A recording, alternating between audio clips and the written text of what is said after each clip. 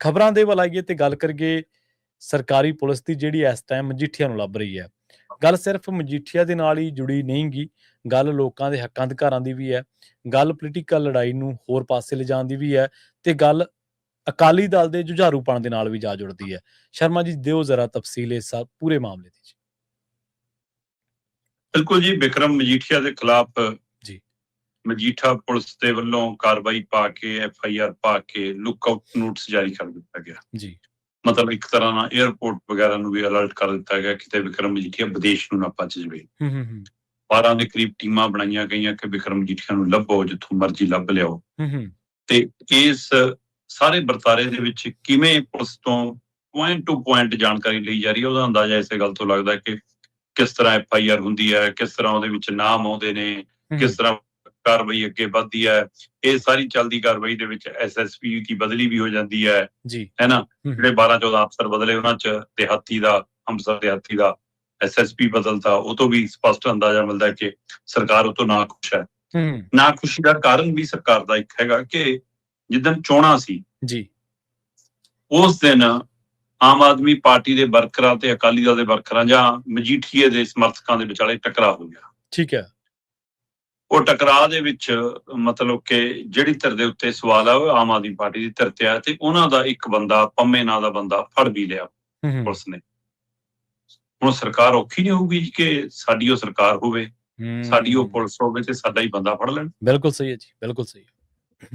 ਫਿਰ ਅਗਲੇ ਕਹਿੰਦੇ ਵੀ ਐਂ ਕਰੋ, ਫਿਰ ਇਹਨੂੰ ਤਾਂ ਭੇਜੋ ਬਾਹਰ ਕਿ ਜੀ ਹਲਕਾ ਇੰਚਾਰਜ ਸਾਹਿਬ ਛੁਡਾ ਲਿਆ ਏ, ਕਿ ਹੁਣ ਪਾਓ ਜੀ ਕਾਰਵਾਈ ਮੇਰੀ ਸ਼ਿਕਾਇਤ ਤੇ। ਉਹੀ ਪੰਮਾ ਸ਼ਿਕਾਇਤ ਦਿੰਦਾ ਤੇ ਸ਼ਿਕਾਇਤ ਦੇ ਵਿੱਚ ਜੋਬਨਪ੍ਰੀਤ ਤੇ ਉਹਨਾਂ ਦੇ ਸਾਥੀਆਂ ਦੇ ਉੱਤੇ ਚੈਨ ਖੋਹਣ ਦਾ ਦੋਸ਼ ਲੱਗਦਾ।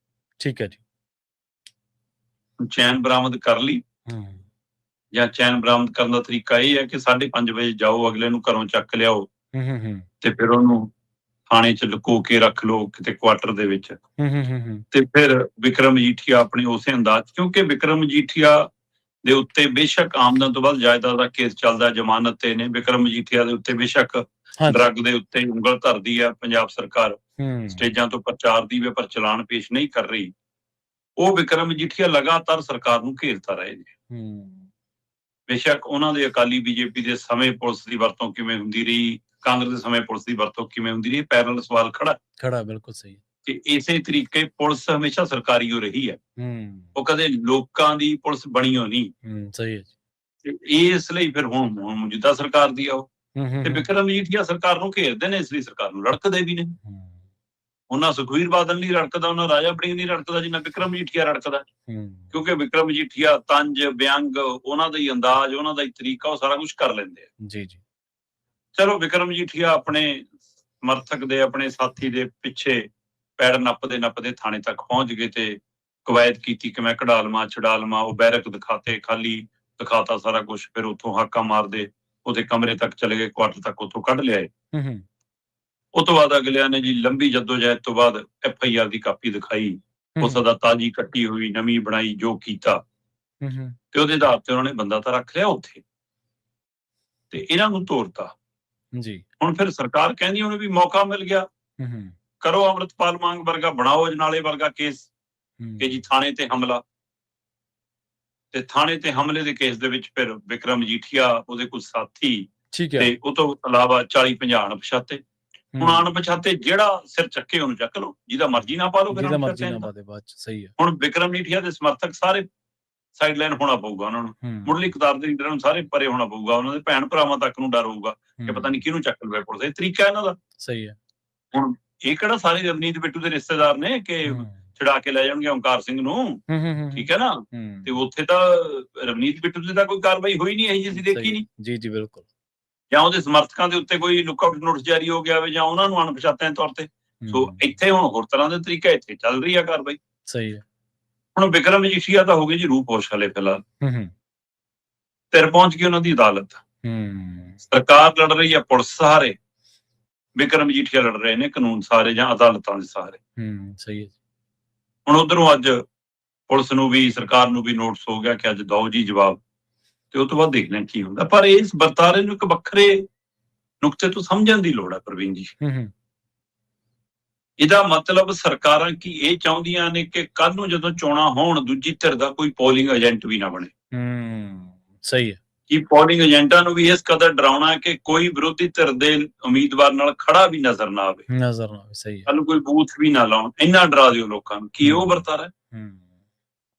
ਖੜਕੂਵਾਦ ਦੇ ਦੌਰ ਦੇ ਦੌਰਾਨ ਤਾਂ ਜੋ ਪੁਲਿਸ ਨੇ ਤਸ਼ੱਦਦ ਢਾਇਆ, ਮਤਲਬ ਕਾਲਜ ਗਿਆ ਮੁੰਡਾ, ਨਾਨਕੀ ਗਿਆ ਮੁੰਡਾ, ਖੇਤੀ ਕੱਖ ਲੈਣ ਗਿਆ ਮੁੰਡਾ, ਹੈਨਾ, ਬਾਅਦ ਚੋਂ ਜਾਂ ਤਾਂ ਐਨਕਾਊਂਟਰ ਚ ਮਾਰਿਆ ਗਿਆ ਤੇ ਜਾਂ ਜੇਲ੍ਹਾਂ ਚ ਧੱਕੇ ਖਾਂਦਾ ਰਿਹਾ, ਜਾਂ ਜਿਨ੍ਹਾਂ ਦੀਆਂ ਲਾਸ਼ਾਂ ਵੀ ਨਹੀਂ ਮਿਲੀਆਂ ਤੇ ਖਾਲੜਾ ਸਾਹਿਬ ਉਹਨਾਂ ਦੀਆਂ ਰਿਪੋਰਟਾਂ ਤਿਆਰ ਕਰਦੇ ਤੁਰ ਗਏ।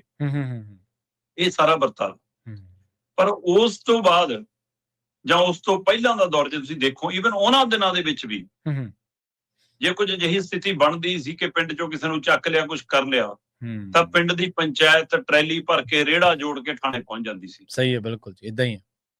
ਤੇ ਸਾਰੇ ਬਾਹਰ ਦਰਖਤਾਂ ਥੱਲੇ, ਸੜਕਾਂ ਕਿਨਾਰੇ, ਥਾਣੇ ਦੇ ਬਾਹਰ ਵਿਹੜੇ 'ਚ ਬੈਠੇ ਨੇ। ਠੀਕ ਹੈ ਨਾ, ਕੁਰਸੀ ਸਰਪੰਚ ਨੂੰ ਮਿਲ ਜੂ, ਲੰਬੜਦਾਰ ਨੂੰ ਮਿਲ ਜੂ, ਬਾਕੀਆਂ ਨੂੰ ਨਹੀਂ ਮਿਲਦੀ ਸੀ, ਉੱਥੇ ਬੈਠੇ ਰਹਿੰਦੇ ਸਾਰੇ। ਇਕੱਠ ਹੁੰਦਾ ਸੀ। ਹੁਣ ਠੀਕ ਹੈ, ਦੌਰ ਬਦਲ ਗਿਆ। ਹੁਣ ਵੀ ਪਿੰਡਾਂ ਚੋਂ ਕਾਰਾਂ, ਗੱਡੀਆਂ, ਸਕੂਟਰਾਂ, ਮੋਟਰਸਾਈਕਲਾਂ ਦੇ ਕਾਫਲੇ ਜਾਂਦੇ ਆ ਥਾਣੇ ਦੇ ਵਿੱਚ ਇਕੱਠੇ। ਜੀ ਬਿਲਕੁਲ। ਬੰਦਾ ਇੱਕ ਚੱਕਿਆ ਹੁੰਦਾ ਤੇ ਬੰਦਾ 300 ਬੈਠਾ ਹੁੰਦਾ ਥਾਣੇ ਜਾ ਕੇ। ਕੀ ਇਹ ਵੀ ਡਰਾਉਣ ਦੀ ਫਿਰਕੀ ਰੱਖਿਆ ਕੱਲ ਨੂੰ ਪੰਚਾਇਤ ਵੀ ਨਾ ਆਵੇ, ਕੱਲ ਨੂੰ ਲੋਕ ਵੀ ਨਾ ਇਕੱਠੇ ਹੋ ਕੇ ਆਉਣ, ਸਾਰਿਆਂ ਨੂੰ ਥਾਣੇ ਤੇ ਹਮਲਾ ਪਾ ਦਿਆ ਕਰੇ ਬਸ। ਜੇ ਉਸ ਵੀਡੀਓਗ੍ਰਾਫੀ ਨੂੰ ਦੇਖੋ ਵਿਕਰਮ ਮਜੀਠੀਆ ਦੀ ਜੀ, ਤਾਂ ਉਹਦੇ ਵਿੱਚ ਕਿਤੇ ਵੀ ਕੁਝ ਅਜਿਹਾ ਨਹੀਂ ਹੈਗਾ ਵਿਕਰਮ ਮਜੀਠੀਆ ਵਾਲੇ ਪਾਸੇ। ਉਹ ਤਾਂ ਕਹਿੰਦੇ ਜੀ ਅਸੀਂ ਆਪਣਾ ਬੰਦਾ ਭਾਲ ਰਹੇ ਹਾਂ, ਜੇ ਥਾਣੇ ਲੈ ਕੇ ਗਏ ਥਾਣੇ 'ਚ ਕਿਉਂ ਨਹੀਂ ਗਾ ਉਹ, ਹੈ ਨਾ। ਤੇ ਜੇ ਪੁਲਿਸ ਵਾਲੇ ਪਾਸੇ ਦੇਖੋਗੇ, ਪੁਲਿਸ ਵਾਲੇ ਕਹਿੰਦੇ ਨਹੀਂ ਜੀ ਇਹ ਤਾਂ ਸਾਡੇ ਕੰਮ 'ਚ ਵਿਘਨ ਸੀ, ਸਰਕਾਰੀ ਕੰਮ 'ਚ ਦਖਲ ਸੀ ਜੀ, ਇਹ ਕਾਨੂੰਨ ਦੇ ਉੱਤੇ ਹਮਲਾ ਸੀ ਜੀ, ਇਹ ਕਾਨੂੰਨ ਦੇ ਰਾਖਿਆਂ ਤੇ ਹਮਲਾ ਸੀ। ਵੀ ਤੁਸੀਂ ਕਾਨੂੰਨ ਦੀ ਪਾਲਣਾ ਕਰ ਰਹੇ ਹੋ, ਤੁਸੀਂ ਕਾਨੂੰਨ ਦੇ ਰਾਖੇ ਹੈਗੇ ਹੋ ਜੀ। ਸਹੀ ਹੈ।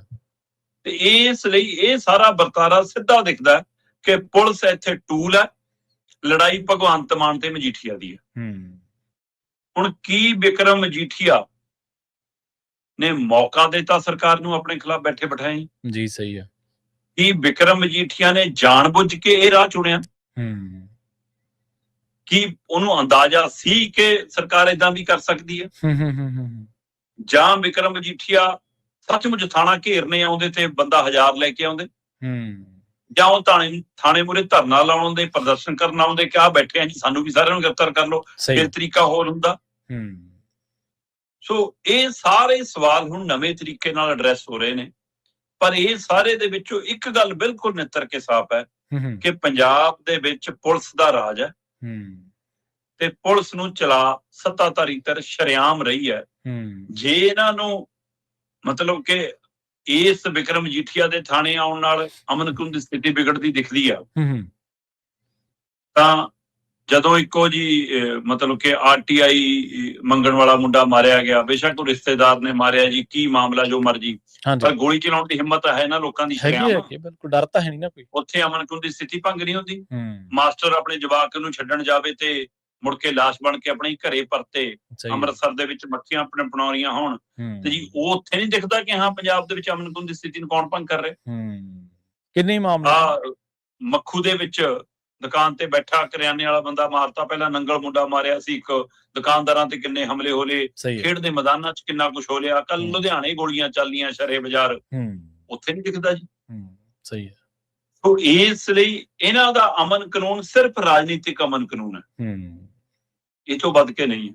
ਸੋ ਪੂਰੀ ਤਰ੍ਹਾਂ ਸਿਆਸੀਕਰਨ, ਸਰਕਾਰੀਕਰਨ ਪੁਲਿਸ ਦਾ ਪਹਿਲਾਂ ਵੀ ਰਿਹਾ ਤੇ ਹੁਣ ਵੀ, ਹੁਣ ਉਹ ਤੋਂ ਵੀ 4 ਕਦਮ ਅੱਗੇ, ਕਿਉਂਕਿ ਬਦਲਾਅ ਵਾਲੇ ਨੇ ਨਾ, ਸੋ ਨਵੇਂ ਮੀਲ ਪੱਥਰ ਸਾਬਤ ਕਰ ਰਹੇ ਨੇ ਜੀ।